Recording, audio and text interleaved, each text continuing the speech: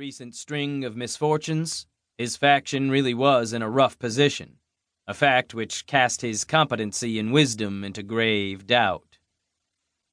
Ever since it was introduced, the game that bends reality had captivated the minds of the ruling aristocracy. It offered truly limitless possibilities and learning opportunities. Furthermore, if one's magical power grew in the game, it increased in the real world as well. The game could also cure any disease and, with a few exceptions, grant absolute immortality. However, for now, the number of people that could enter and play the game was limited. In fact, there were so many more hopefuls than available openings that some had been contested by duels to the death. So it came as no surprise that all three co-rulers of humanity wanted to watch over and guide their society's progress in the game, and were even participating directly, each at the head of their own faction. By now, the virtual world had provided a good deal of astonishing discoveries and advanced science by centuries, so the ruling council made it a top priority. Just one word from a faction leader, and high-value real-world resources would be requisitioned to exchange for alien technology in the game. Whole institutes of analysts and diviners were working non-stop to determine the most effective strategies both for growth and dispatching neighboring factions. If a faction leader needed someone of a particular profession, they could recruit straight from the top of that field, regardless of the draftees' feelings on the matter. The need to dominate in the game had superseded all real-world problems. There was a famine in the Third Directory, for example, and an anti-mage uprising in the Sixth. Recently, the self-styled monarch of the Second Directory had even been allowed to join the ruling council. Sure, he was a successful and popular military commander, but he was the first person without magical abilities to sit on the council in 800 years. Thumor Anhu Lefin was scheduled to speak third.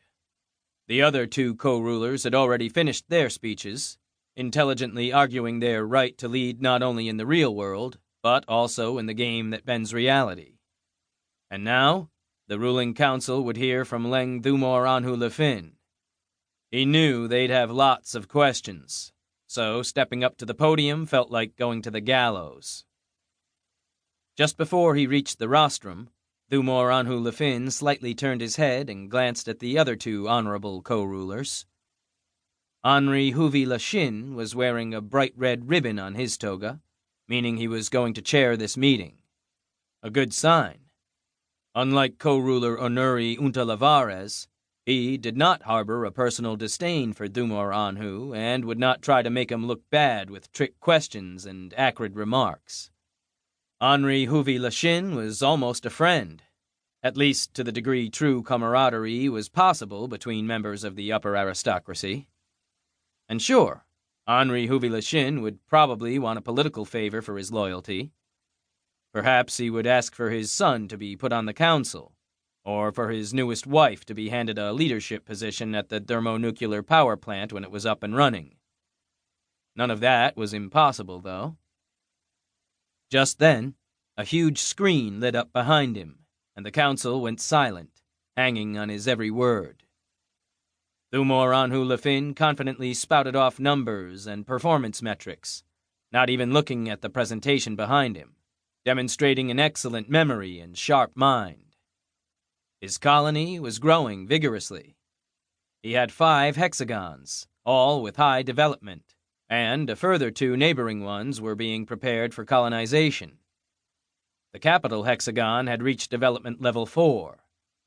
His faction now had over 3,700 players and a burgeoning manufacturing sector, and they were fully self-sufficient in everything from food to high-tech weaponry. What was more, trade had been established with the Gecko overlords, and a high-speed road to the Gecko spaceport was under construction. His group did find itself in a somewhat rough neighborhood, though.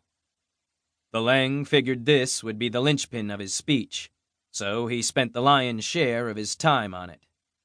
As an experienced politician, he knew not to try and sweep obvious problems under the rug. Much better to get out ahead of the issue, so the favorable